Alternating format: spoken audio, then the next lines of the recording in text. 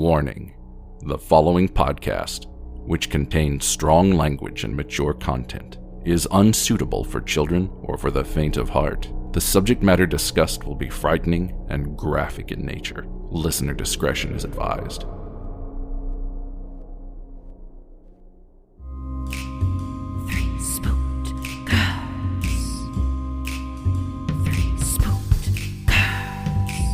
When you wanna hear about the paranormal, you get the Spooked Girls. True crime that makes you hypothermal. With the three Spooked Girls, stabby snippets will give you dreams. Tara and Jessica will make you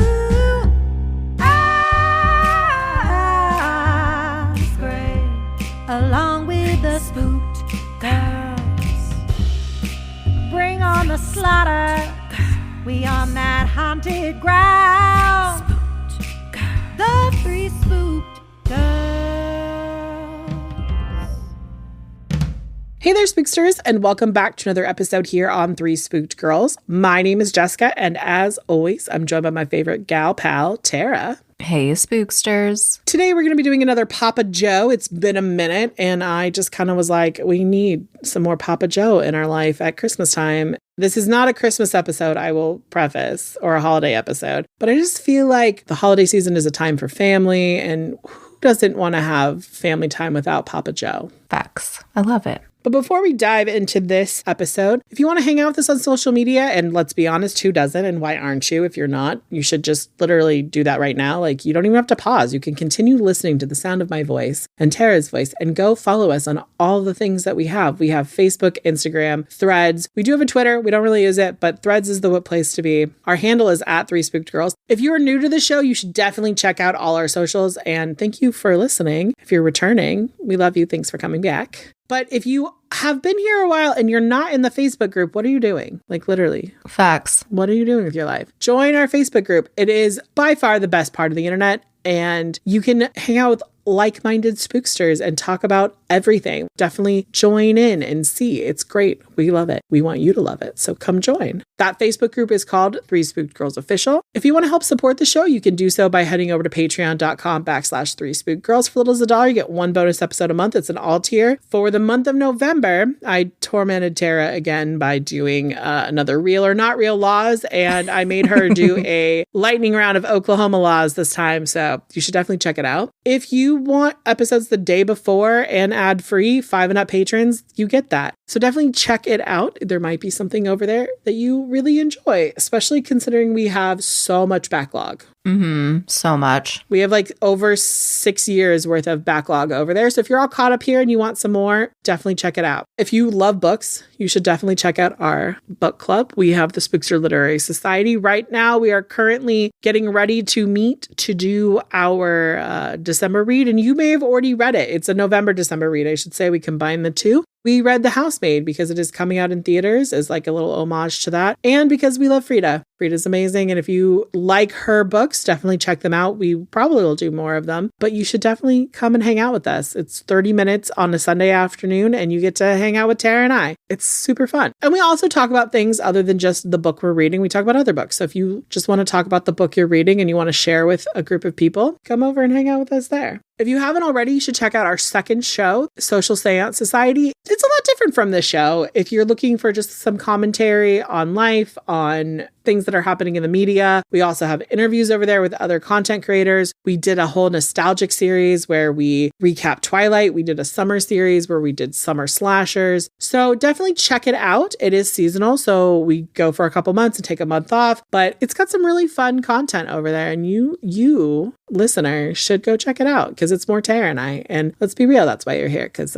we're weird and you love our weirdness. So yes, and it's free. So it's free content for you guys. Exactly. So now let's dive into another episode of Papa Joe. So strap in, guys, because this one is a doozy. If you are new and you have never experienced a Papa Joe episode, you might be like, who the fuck is Papa Joe? Why are you talking about this person who I don't care about your grandfather, Jessica? This is not my grandfather. Papa Joe is Lieutenant Joe Kenda from the show Homicide Hunters or Homicide Hunter. Tara and I've watched the show for a while and we loved it. And Papa Joe just kind of came as a nickname that I have for him. I solely refer to him as Papa Joe throughout the show now. We also have another character in there that we've decided to give a nickname to, which is one of his detectives whose name is Brian, and we've called him Uncle Brian. So Uncle Brian will be in this show. We're going to do another Papa Joe episode soon, and Mama Kathy, who is Papa's wife, is going to be in it. So yay! I'm excited about that. Me too. So this is season 2, episode 3. It's called Last Call for Murder. There's going to be a bar involved, so that's why it's called Last Call, just so that everyone knows. If you watch the show, you know that Papa Joe gives some sort of like epic statement at the beginning of it. Here's a couple little like pulls I did. It's a ruthless killer that stalks the city, and Papa Joe is going to roll the dice on a hunch.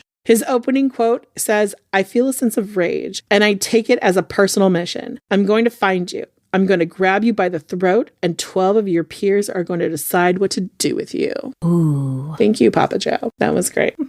Now, if you know anything, these cases are a little older because it's when he was active as a lieutenant for the detectives, specifically in Colorado Springs. This is where he worked. If you don't know, Joe Kenda has over 400 arrests just in the homicide division. It's pretty amazing. So they gave him a show. They've actually given him multiple shows. So this one is going to take place on the early morning hours of May 17th, 1986. So just 3 days before I graced the world with my presence. It was a quiet morning on the north side of Colorado Springs, and we start off talking to a pub owner by the name of Sonia Riley. She owned a place called the Grandview Lounge. She said that she'd been working all day and she had had a few glasses of wine and she was really tired and wanted to go home and rest. So she tells her bartender, "Hey, I'm heading home. Give me my purse." The reenactors do this whole part. She goes home and gets ready for bed and falls fast asleep, but was quickly woken up by her husband. Mind you, I want to point this out. If you watch this episode, please note that the actress is wearing a full beat of glam makeup in bed. It's very shiny eyeshadow. I was like, what is happening? Because obviously she had to get up and go back to the bar. Totally. Sonia's husband woke her up because he had been driving by the bar and it was on fire. Oh. And of course, at first I'm like, why didn't he call her? And then I'm like, wait, this is 1986. We didn't have cell phones. So that's why he did not call her. He had to literally come home. She gets up, races down to the bar. There are policemen and firemen everywhere. The place is unrecognizable. It is completely on fire. And Sonia points out that it felt extremely hot, like hotter than like a regular fire. We meet a new person this time. His name is Lieutenant Howard Black. He is a former patrol officer for the Colorado Springs Police Department. He's saying that there was rescue everywhere and that while he's kind of like looking around investigating, he notices that the fire department brings out what looks like a limp body. And, EMTs rush over to help him and they try to do CPR, find vital signs, but he's already deceased. And it's a very obvious reason why he's already deceased. He has several gunshot wounds to his head. So there's no oopie, he died in the fire. He has been murdered. Right. So they call Papa Joe, who just somehow is just out driving around, which I think is really funny because when he pulls up, he's smoking a cigarette. And I was like, Papa Joe, read the room. It's on fire. Stop smoking. It's fire. Also bad for your health. So they find the body in the fire. And this is the call he gets, is that there's a fire. They found a body. It's at the corner of Victor's and Union. He basically describes the scene upon arrival as chaos. There's just the fire department seems overwhelmed. The police are just zipping around, his words, and press has started to swarm. So there's all of this chaos happening. And he's like, what the fuck is going on? What did I just walk into? He said that, quote, everyone is an emotional wreck. And from the time they called him to be like, hey, we have a body, and the time he got there, they find 2 more bodies. Ooh. So now the total body count is 3. Jeez. Mm-hmm. He notes that immediately when he sees the fire damage on the bodies that it is post-mortem, but all of the bullet wounds, the gunshot is extreme violence. And at this point in time, from his professional opinion, the number of gunshot wounds indicates multiple shooters. Oh, shit. So Papa Joe is like, what is the fucking motive for this? Is it because there's 2 women and a man. Is one of these women was this a jilted lover who came in to exact revenge? What's going on? Who's the target? And at this point, everything, according to Papa Joe, is a possibility. So he wants to start figuring this out. So he wants to know what was the vibe of the Grandview Lounge. So he talks to Sonia, who is the owner and is sitting there. And she basically describes the Grandview Lounge as a place like Cheers, if you know the show, like where everybody knows your name. She's like, they had regulars, people had their own seats. Everybody just kind of knew everybody. It was just like your classic neighborhood bar where people hung out. It wasn't divey. It didn't have like seedy people sitting in the corner, like making deals. It was just a nice bar that people could hang out at. By the time that he finishes is in the middle, I should say, talking with Sonia, they've identified the 3 victims. It is Deborah Green, James Remke, and Joanne McAmere. Deborah Green was the bartender. She had 2 small children and had only worked at the bar for a month. Even though she had only worked for Sonia for about a month, like I said, Sonia described her as a very trustworthy person. I mean, Sonia had like left for the day and left Deborah in charge of her bar. And that's kind of a big thing. Like most people don't trust you right away with their place of business. Yeah. Then the sad part comes in is the next victim, Joanne McAmere, happens to be Sonia's best friend. And she describes her more as like a sister than a best friend. They're like basically inseparable. And Joanne had come in to see Sonia earlier and they had been hanging out. And then Sonia was tired, so she went home. That brings us to our next victim, James Remke, who was Joanne's new boyfriend. And Joanne wanted to introduce her new boyfriend to her best friend. So that's why they were at the bar, was so that Sonia could meet him and they'd had a great evening together. So basically they were like, who is he? And Sonia goes, she was really happy for her friend because she seemed to have found a gentlemanly gentleman. And she was really happy and this is who she wanted her friend to be with. So Papa Joe is like, who would have done this? And there's no indication that any of these people, Deborah, Joanne, or James, had any kind of relationship to shady business or illegal activities. So they're like, there's just no rhyme or reason to what caused this. As they're figuring this all out, a 4th victim is found. However, he is not deceased. Oh. And he is found over a half a mile away. Oh, wow. Okay. He has multiple gunshot wounds, but he had escaped. Basically, at this point, Papa Joe used the word elated. He was elated to have a big lead because this is true. Like if you have someone who is a firsthand witness, is a victim, they could probably help point you in the right direction. Unfortunately, our 4th victim, Robert Carrick, I'm probably saying his last name wrong and I apologize. The gunshot wound to his head actually caused him the inability to recall what happened to him, which is probably a blessing in disguise for Robert. Not so much for Papa Joe, but for Robert, very much so. Robert can't be helpful. It's not that he doesn't want to be, it's that he can't remember. He just basically is like, I know that I woke up and I was in pain and I ran. So Papa Joe goes back because he had gone to the hospital to talk to Robert. And then he comes back to the crime scene and he's walking it. So he says that most of the evidence has been destroyed by the fire, but the gun shell casings, there's about 15 to 20 of them, are not. The gun that was used was a .22 caliber gun that was a semi-automatic pistol. And this indicated that he had spare ammo and that he was prepared to do what he was doing. Motive's still very unclear. Papa Joe is like, it's a mystery, but I'm going to figure out how the sequence of events happened. So he thinks that what happened is the shooter walked in and just started killing people. James was dead before he hit the floor. Robert may have appeared to be dead, like passed out from being shot because he had multiple fractures to his skull. Both Joanne and Deborah had sustained scattered shots to their body, which indicated that they were running away when they got hit. And they had run to the ladies' room and they had gone into a stall and had like tried to hold the door shut. But what they realized is that he kicked in the door and shot the 2 women while they were hiding in the bathroom. Gotcha. Papa Joe thinks that while these women were hiding in the bathroom and the killer had gone in after them, Robert wakes up and realizes that something as crazy has happened and he just runs out the door, which adrenaline, I could see that happening. Oh, for sure. Right? Like you're not going to like hang out and figure out what's going on. So the arson investigator starts talking to Papa Joe about what he thinks happened. And he says that the killer tried 4 different times to start the fire. There were 3 different bottles of liquor and 1 can of lighter fluid. In his bones, Papa Joe knows this killer isn't done. And he's like, we need to find this dude soon because it's not a matter of if he will do it again, it's when he will do it again. And wouldn't you know, it's going to be real fast. There's a gas station about 20 yards away from the bar. Remember Officer Howard Black that we talked about at the beginning of the show? Yeah. He has now been sent out to kind of canvass the immediate area. And as he's doing this, he comes across this gas station, and it's a 24-hour one. And as he walks around the door, he notices that the glass door is broken.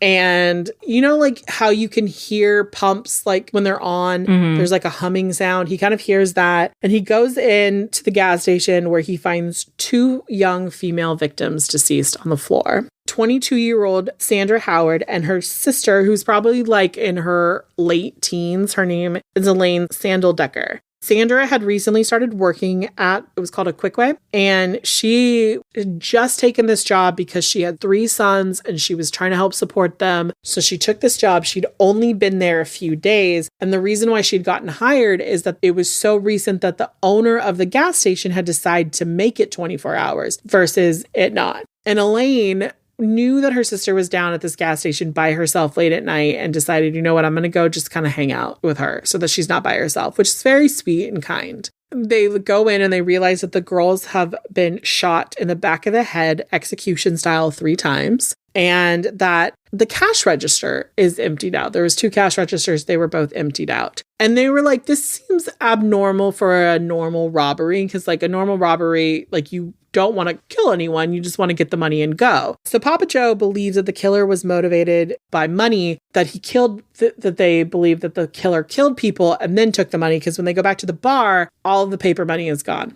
When they do a total of what was taken, it was $233. That's it? Damn. Right. So we have 5 deaths for $238. They do it on the show. It's like $48 a person. Oh my God. They're like, this is ridiculous. This wasn't even like he got a big amount. Detectives just start to fan out, and something clicks in Papa Joe's head. And he's like, the Colorado Springs PD had just done this thing where they'd gone around to different places that were like targets of armed robbery, like gas stations, banks, places like that. And they put these like undercover wireless cameras in inconspicuous spots. And then there would be like a dummy bill in the cash register. And if the bill got pulled, it would trigger the camera to start taking photos. So Papa Joe was like, he calls the department, and then he gets told that a guy by the name of Bill Schnickel, which I like his name. I was like, don't give me that name. And Papa Joe refers to him as Billy.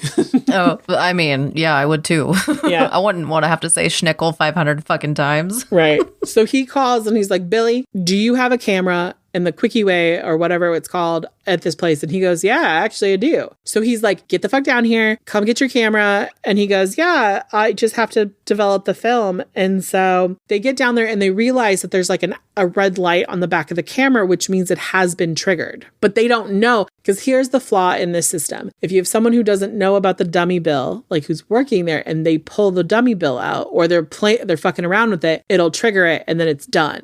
It takes a picture like every minute or every 3 seconds until the camera roll is filled up. It's not like a digital camera right now where we have like unlimited amounts of it, like a trail cam or something like that. This is just like it's film. So he yells at Billy, go get those fucking pictures developed. And he does. And an hour later, they're standing around looking at these pictures. And it's a lot of elbows and like weird angles. But then they get a clear shot of a person's face. And they're like, oh my God, here's this dude. And then they look down in his hand and he is holding a Ruger 22 caliber gun. Oh boy. And they're like, we have found our person. But who the fuck is he? Because let's be real, we don't fucking know. But they have enough of his face that they would recognize him. So they're like, okay, how do we do this? They take it to the remaining people who had been around the Grandview over the last few days. And a woman by the name of Kay Hazelette, who, by the way, I just love her voice. Her voice was so cute. She's a cocktail waitress. It sounds what a cocktail waitress's voice would sound like. It's all sweet and kind. And I'm like, I love her. Aww. So she said she recognized him, that he had been at the bar that night. She had left early, but she said that he had been at the bar. He came in. He did not talk to anyone other than ordering his drink. And he just went and sat at the end of the bar. And she said he seemed really uncomfortable and anxious. And she was like, he was there when she left. So one of the weird things is he had kind of a nervous twitch and he was fidgety. Papa Joe was like, oh, so he came in and sat down and scoped out this place and sat there. And that is what he did. They said that he was not angry. He was not afraid, which makes him very dangerous because he's so calm and collected. And Papa Joe starts thinking, this dude is local. Because the theory with armed robbery a lot of times is that they rob in a geographical area where they could walk and get back to their place so that they are literally in their place counting the money before the cops knock on the door. And this is when Uncle Brian pops in because he was like, oh my God, this was a lot of work because Papa Joe has this idea. They take a map and they draw a 1 mile radius around the bar. And they're like, okay, this dude lives right in this search radius or right around it. And they were like, everybody, all hands on deck. We're going to find this. Now, every person in the police department, the DA's office, they all start volunteering. They have people who cut their vacation short to come back and help because they're like, we have to find out who this person is that killed these 5 people. And this is all happening within 12 to 15 hours of this happening. So basically, everyone comes in and says, Joe, Papa Joe, how can I help you? He's like, here's a picture of the dude. Here's a list of address. Go knock on doors. And they start canvassing the neighborhood.